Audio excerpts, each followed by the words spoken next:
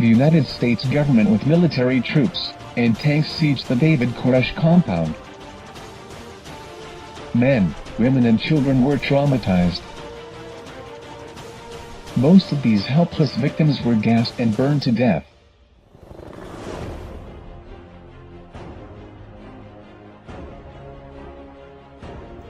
April 19, 1995 is when the Oklahoma City bombing occurred.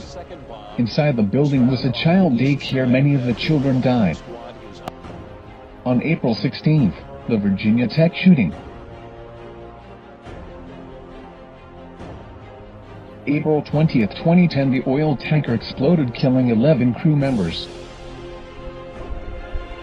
Many are claiming this one tragic event to have scriptural meaning. The seized shell turned to blood. Watching the following footage, we can see how the oil is red.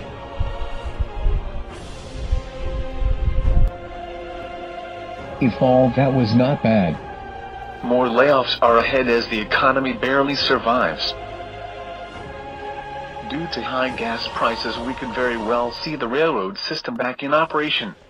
It will seem good, but in reality, this will be the first-class tickets to the FEMA camps.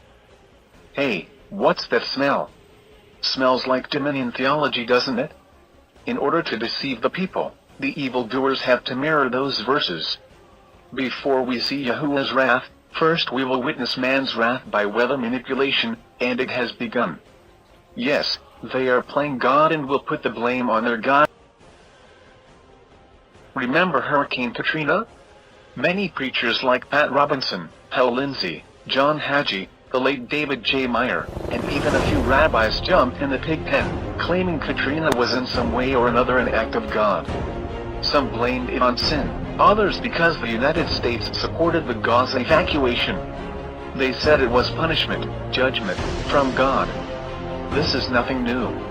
Check out this quote by the late Jerry Falwell: AIDS is not just God's punishment for homosexuals.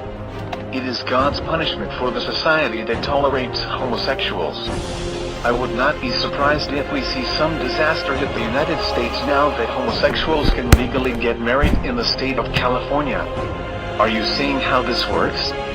This blame game will escalate to the revealing of the imposter. Yahuwah will allow these evil ones to do this. Only those who have eyes to see will perceive what the real famine is. Behold, the days come, saith the Master Yahuwah, that I will send a famine in the land, not of bread, nor a thirst for water, but of hearing the words of Yahuwah. Now that you see, this is not some thought-up imaginable thoughts, but weather manipulation is a disastrous scandal to help usher in the strong delusion. Clearly, man will try to duplicate a wrath, a so-called promised land, enforce universal laws replacing the 10 Commandments, and will set up a world dictator, coming in place of the real Messiah. Get ready, change is coming, beloved one.